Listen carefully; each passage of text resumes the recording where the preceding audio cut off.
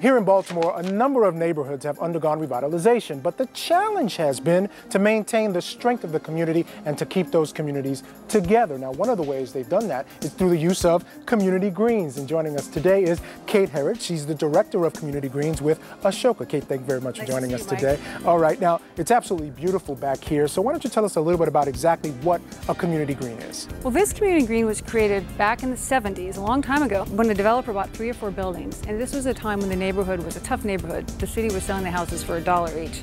And he felt that he was going to have to create something unique in order to move the houses. So he decided to create a green space in the back. And he was willing to step back his property line for his 3 or 4 houses, but he needed to convince the other neighbors to do the same. So he went on a little campaign, convinced the neighbors to do this, and they created this yard, which is called Chandler's Yard.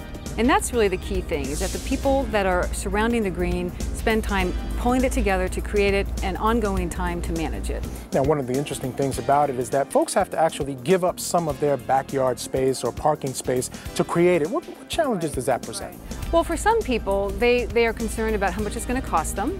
They're worried about liability issues. They're worried about what kind of legal entity should own and manage their space. And then if they have a dog, they're like, how do I manage my dog? Or how do I make sure my neighbor's dog doesn't bother me? Now, Kate, the challenges aside, this communal greens and community greens has an amazing effect on folks in the community. Tell me a little bit about that. Absolutely. Well, first of all, a sense of community, a sense of place is created because people get to know each other. How many times do you not even know who your neighbor is for years on end? If you live in a green like this, you're going to know your neighbor. Secondarily, they're great places for kids to play. They're great places for adults to relax and unwind. They help cities because it stabilizes blocks. These are hard to find, so people don't move quite as often. Tax revenues go up because housing prices tend to escalate 5 to 15% for houses that are on a green space. We also know from studies in Chicago that crime goes down, and even here in Baltimore, the people that live on this green have reported a greater sense of security. So people feel better living on these greens. There's also an amazing sort of environmental and health benefit as well. Oh, absolutely. The environmental benefits are numerous, especially if you're taking up asphalt or concrete. You are going to be allowing grass to grow and trees to grow, so you're going to be reducing stormwater runoff. You're going to be reducing the urban heat island effect. You're going to be creating microhabitat for insects and birds. And you're going to be creating a great place for people to just relax and unwind. Zoe St. Paul has been living here now for about 2.5 years. And tell me a little bit about what you like about the community green. Well, I have to say it's what sold my husband and me on our house. We saw it, it was pretty, it was green, it was peaceful, and we just said, this is it. So it sold us. Tell me a little about the effect that this has had on the sense of community, especially in this urban setting.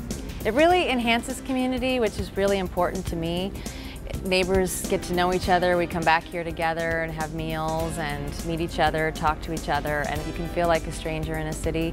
And this space really allows you to know your neighbors, feel more secure, and like you're part of a community, so it's great. Now, I know you had to give up a little bit of your land, a little bit of your backyard space to create this common space. Has there been any downside to that? I have to say, for me, there's been no downside. It's really been all fabulous. It really feels like a piece of heaven in the middle of the city. And I love it. I can't say anything bad about it. All right, well, Zoe, thank you very much for joining us today. And in fact, it is like a little bit of heaven. So there you have it, Lou. All you have to do is think a little bit outside the box to make a big difference in that urban revitalization project.